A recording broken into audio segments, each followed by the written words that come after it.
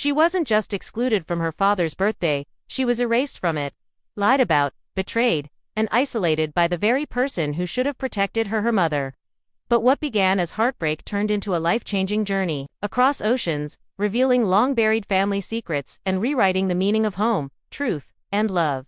This is the story of how a shattered family found its way back through confrontation, courage, and an unforgettable trip to Italy. Olivia Hartman had always been the reliable one, the planner, the fixer, the daughter who remembered every birthday, the sister who picked up the pieces when others dropped them. It wasn't just a role she played, it was a part of her identity, etched into her bones like the soft grooves in her favorite mug, the one she'd had since college. It was that same meticulous energy that had driven her to spend the last 6 months planning something extraordinary, a surprise trip to Italy, for her father's 60th birthday. Not just any vacation, but a full-circle journey to the ancestral village of Castellina, in the hills of Tuscany, where her grandfather had been born. Before emigrating to America, the planning had been precise and heartfelt. She'd researched family records, coordinated with distant Italian relatives, and booked a hilltop villa overlooking the same vineyards her grandfather had once tended as a boy. Every detail had been curated with love, private cooking classes, wine tastings, a day in Florence, and a special dinner on her father's actual birthday. But none of it mattered now. She stood on the porch of her childhood home in suburban New Jersey, a bottle of wine in hand and dread sitting like a stone in her chest. The birthday dinner her mother had insisted on hosting, the family celebration, was already in full swing inside. Laughter and clinking glasses spilled out through open windows, taunting her with their joy. But Olivia wasn't part of it. She wasn't even invited. Not really. It had started small, subtle. Her mom, Carolyn, had brushed off Olivia's travel planning updates with vague disinterest. Then came the changes. The family trip might be too expensive for everyone. The suggestion to keep it local this year. And then, without warning, a full birthday bash was being planned without her. She tried calling her brother, Tyler, and her sister-in-law, Rebecca. No answers. Only clipped responses from her mother, who now acted as if Olivia was the one pulling away, refusing to be part of the family. The gaslighting had begun so slowly that by the time Olivia realized something was wrong, it was already a wildfire. "Olivia, you didn't RSVP," her mother had said on the phone a week ago, voice syrupy and disapproving. "RSVP? To a party I wasn't told about. I assumed you knew. It's not my fault you're so focused on your career and exotic plans." She hung up in disbelief, her stomach churning with the sour bile of betrayal. Now, standing alone in the fading daylight, outside the house that had shaped her, Olivia hesitated. Should she go in, cause a scene, demand answers? But before she could decide, the door opened. Liv. It was Jennifer, her best friend since college, who had driven in from the city to support her. "I parked down the street," she said, glancing nervously toward the house. "Are you sure you want to do this?" Olivia clenched her jaw. "No, but I think I need to." Inside, the house looked like a Hallmark card had thrown up, streamers, balloons, a massive 60 sign hovering above a catered buffet. Her mother stood center stage, beaming like the guest of honor, even though it was supposed to be her father's night, and there he was, her dad, standing by the fireplace with a plastic cup in hand, smiling politely as guests mingled around him. But when Olivia stepped inside, everything shifted. Conversations hushed. Eyes turned. "Olivia," Caroline's smile faltered. "We weren't expecting you." "No," Olivia said, her voice steady. "I can tell." Tyler approached, guilt written across his face. "Hey Liv, can we talk?" "Now you want to talk?" she asked, voice low but sharp. "After months of ignoring me." "Olivia," her father said, moving toward her. "Let's go outside, please." They stepped onto the back patio, just the two of them under the soft glow of string lights. Olivia braced herself, expecting confrontation. But instead, her father looked confused. "You didn't want to come." "What?" "Your mother said, you had other plans. Work maybe, that you didn't think the party was appropriate, that you were upset about something?" "No," Olivia whispered. "I spent 6 months planning a trip for us. To Castellina. I wanted to surprise you. I coordinated with relatives, booked a villa, and tours. I told Mom everything." Her father stared at her, heartbreak blooming slowly in his eyes. "I never heard about any of it." A beat of silence stretched between them, heavy and irrevocable. "She lied to me," he said finally. "She lied to all of us." In that moment, the foundation beneath Olivia's world shifted. Everything she thought she knew about her family, her mother, even herself cracked. She turned to face the party one last time, where her mother now laughed too loudly with distant cousins. A performance, a perfect illusion. No more, Olivia whispered. No more pretending. Jennifer was waiting for the car. As they drove away, Olivia rolled down the window and let the cool night air wash over her face. Are you okay? Jennifer asked. No, Olivia replied. But I will be. And somewhere in her chest, where pain and rage twisted like smoke, a new flame sparked, resolve. If her mother wanted to erase her, she would make herself unforgettable. Not just by confronting the lies, but by reclaiming what was stolen. Italy truth. Herself, I woke the next morning before my alarm. Sunlight brushing across the bedroom walls, like a timid invitation. My sleep had been shallow but uninterrupted for the first time in weeks. The lake water outside Uncle Patrick's cabin reflected the soft pink of early spring. Glassy and still, unaware of the emotional storm brewing beneath its surface. Dad was already up, seated on the dock with a thermos of coffee and the cooking class brochure resting beside him like a relic of an alternate timeline. I've been thinking, he said as I sat beside him. We can't let this thing sit and fester. We need to deal with your mother, today. I nodded. There was no point in waiting. Avoidance had only let rot spread. Tyler's already up, Dad added, handing me the thermos. Said he'd make a few calls before we go back to the house. I took a sip. The coffee was too strong, but grounding. I'll talk to Rebecca after. She deserves the truth, Dad said. All of it. As the morning fog lifted from the water, I felt a strange clarity settling over me, too. For so long, I had doubted my perception, questioned my emotions, and made excuses for my mother's coldness. But the truth, however twisted and painful, had finally risen to the surface. It was time to face it. Back in the city, we met in my apartment neutral territory. The living room smelled faintly of lavender and takeout from the night before. Tyler stood by the window, arms crossed, while Dad sat across from me, staring into the mug I'd handed him without drinking. This can't be just a confrontation, I said. It has to be a reckoning. If we walk in and let her cry or deflect or twist the story again, we'll end up right back where we started. I agree, Tyler said, surprising me. I looked at him, cautiously. He rubbed his jaw. I spent the night replaying every conversation we've had over the last few months. All the subtle digs Mom made about you, how you were always too busy, how you thought you were better than us, and I believed her. I let her shape how I saw you. I didn't respond. There was nothing to say. His remorse was real, but the wound was too fresh. We need to write it down, I said instead. The timeline, the messages, the money transfers, everything. We go in there armed with facts, not emotion. No one can twist facts. Dad leaned forward. And then what? We give her the truth. All of it. Then she chooses what to do with it. And if she denies everything? Tyler asked. I took a breath. Then we leave. Together. She doesn't get to win by breaking us again. The ride to my parents' house was silent. Familiar streets blurred past the window, but I hardly noticed. My stomach churned with adrenaline and dread. Mom greeted us at the door, and a fragile smile stretched across her face. Well, she said, glancing at the three of us. This is unexpected. We need to talk, Dad said flatly. She stepped aside. Her composure, as always, was porcelain fine. The house smelled of lemon polish and fresh-cut flowers. A liar, wearing perfume. We sat in the living room, where only days before I'd been told I wasn't welcome. I placed a folder on the table. It contained printed emails, screenshots of text messages, booking confirmations, and the refund receipts from the trip. Mom didn't touch it. Dad started. Caroline, I know everything. About the trip, about Olivia's plans, about the lies. Her fingers tensed where they gripped the arm of the chair. I don't know what you mean. Stop, I said, voice firmer than I expected. No deflection. No crying. No victim act. Just honesty. Her eyes flashed. Excuse me, you lied, Tyler said. To all of us. For months, you erased messages, twisted stories, and made us believe things that weren't true.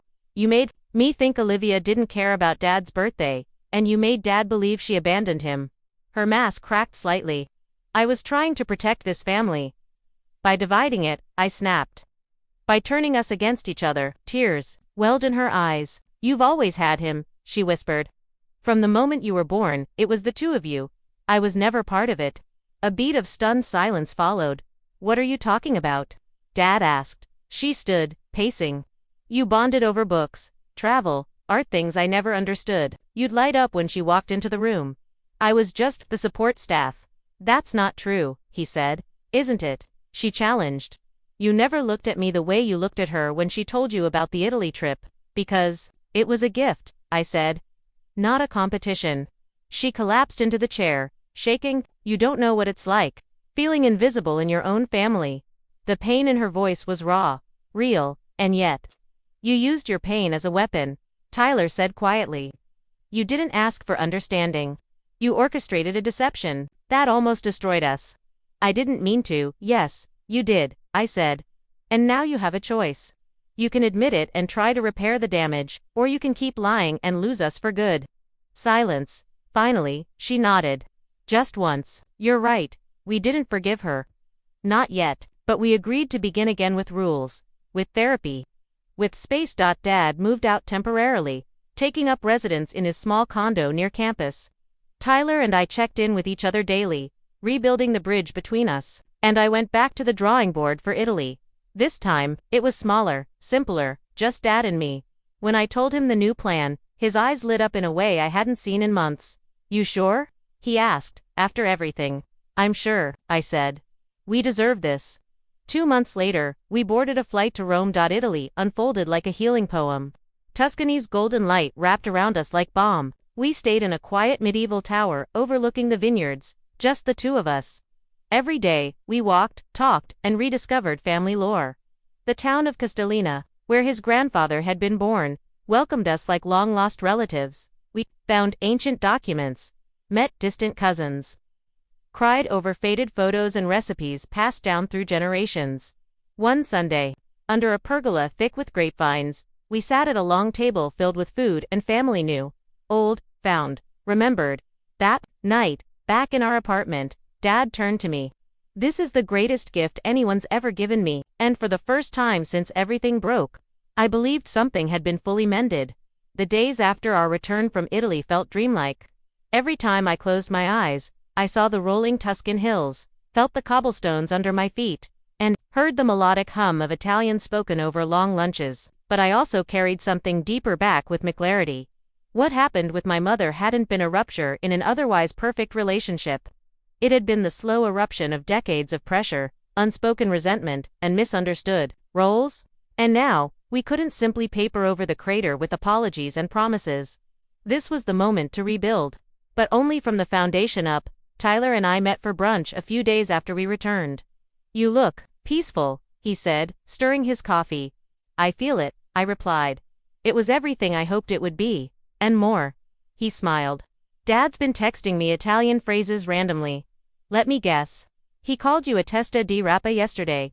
Tyler laughed. "Yep, said it means brilliant strategist. Google says it means turnip head." I laughed too. A full, genuine laugh that surprised even me. It felt like the first time in months I wasn't holding my breath. Tyler's smile faded, slightly. "Listen, I've been meaning to ask. How are you planning to handle Mom moving forward?" I sipped my coffee before answering. Carefully. Later that afternoon, I received a text from my mother. Simple, direct. "I'd like to talk. In person. No defense, no arguments. Just me listening. If you're willing." I stared at it for a long time. I could have said no. I had every right. But something inside me whispered that growth only came when we stepped into the uncomfortable places. She arrived at my apartment precisely on time. Her hands folded, expression taut. For once, she didn't bring a pie or flowers, or force a smile. She just looked small. "Would you like tea?" I asked. She nodded. We sat across from each other, the tea untouched. The silence stretched long and heavy. "I've been going to therapy," she said, eventually, voice quiet. "Twice a week since everything." I nodded. I didn't expect it to be so hard, or so revealing. Still, I said nothing. "I've realized," she continued, her gaze not quite meeting mine, "that I've spent much of my adult life performing motherhood, playing the role I thought I had to play. I wanted to be admired, appreciated. And when I felt that slipping away, I grasped for control." Her voice cracked. "I don't expect you to forgive me. Not now, maybe not ever. But I need you to know I see what I did, and I regret it. I finally looked up, meeting her eyes. Why now? Why this sudden clarity? She swallowed. Because I almost lost you. And because, for the first time in years, I saw you. Not through the lens of competition, or threat, or inadequacy. Just as you are. And what I saw was extraordinary. Tears stung my eyes, not because of the compliment, but because of the decades it took to arrive.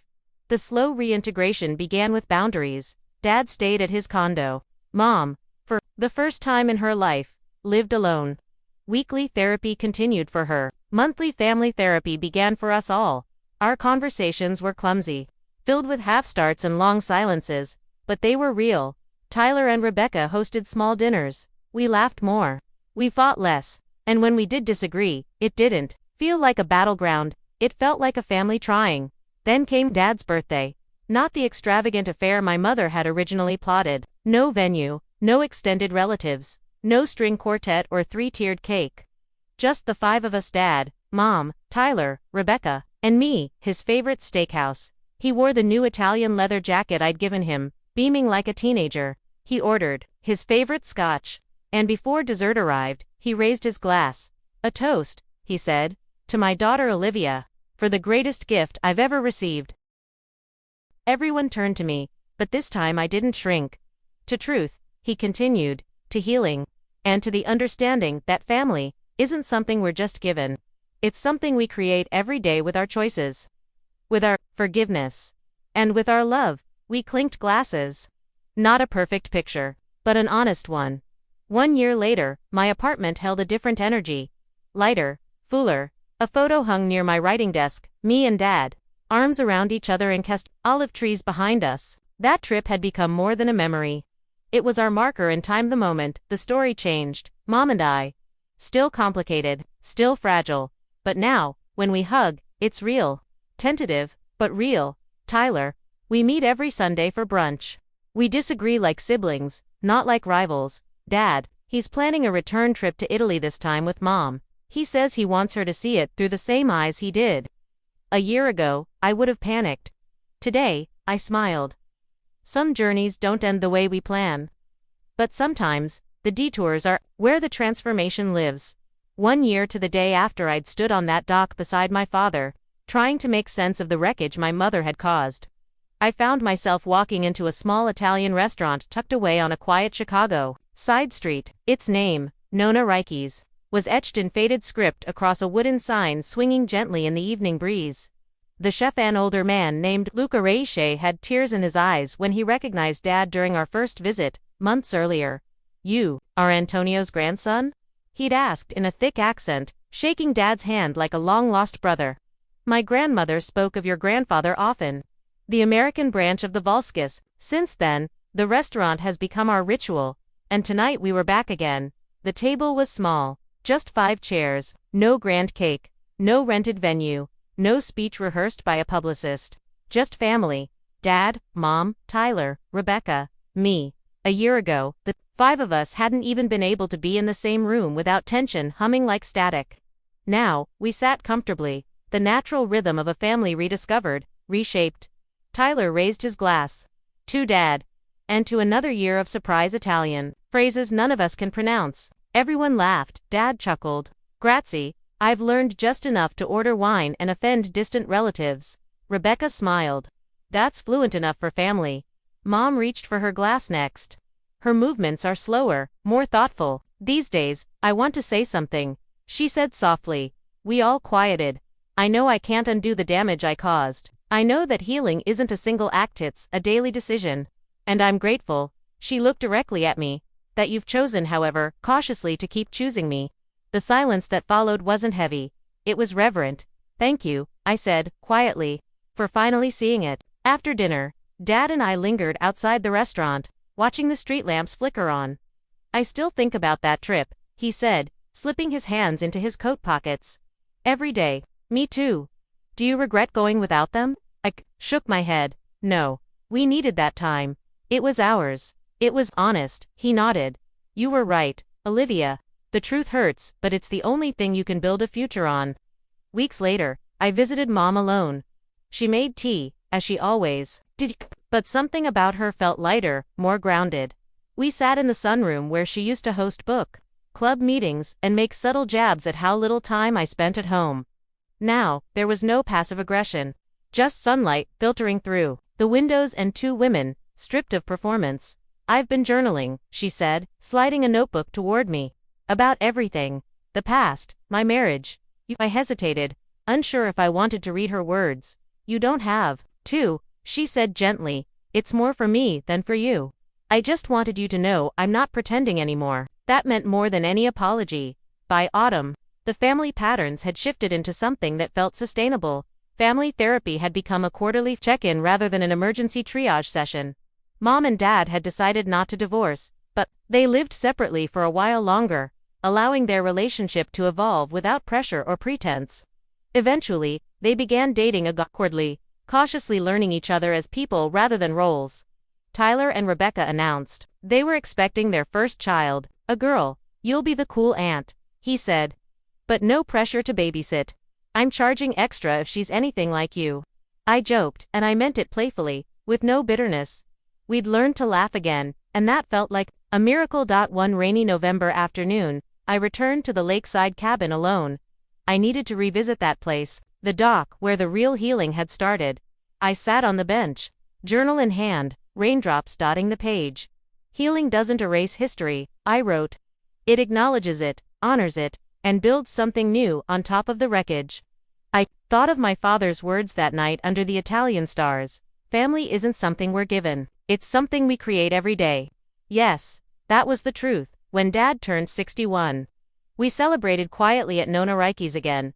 The owner presented a special menu that included a dish named after our ancestral village pasta alla castellina, olive oil from the family grove, wine from the same hills. We toasted. We shared stories, and when dessert came, Dad stood and said simply, "To forgiveness. Not as a one-time gift, but as a practice. Thank you all for practicing with me." The clinking of glasses echoed like a promise. The photo from Castellina still sits on Dad's desk. Olive trees stretch behind us, just like they have for generations. The smiles are real, not forced, not posed, just real. Mom's single quotes as therapy continues. She writes more now, reflects more. Sometimes she even apologizes before she needs to. That, more than anything, shows the change is taking root. Tyler and I, we speak every few days. I never thought we'd be close again, but here we are. And Dad, he's finally planning the book he always wanted to write about our family's immigration story. "I think I'll call it The Olive Thread," he said. Because through everything, that connection held. I smiled. It's perfect. So, maybe that's what we are now, a family stitched back together with threads of truth. Rough-edged and imperfect, but unbreakable. Have you ever discovered a painful truth that forced you to re-examine everything you thought you knew about your family? Have you found healing not in perfect resolutions, but in honest conversations and messy, slow forgiveness? Share your story in the comments, and if Olivia's journey resonated with you, please like, subscribe, and share this with someone who might need to hear that families, even the broken ones, can rebuild. Thank you for walking this path with us. May your journey bring you the clarity, connection, and healing you deserve.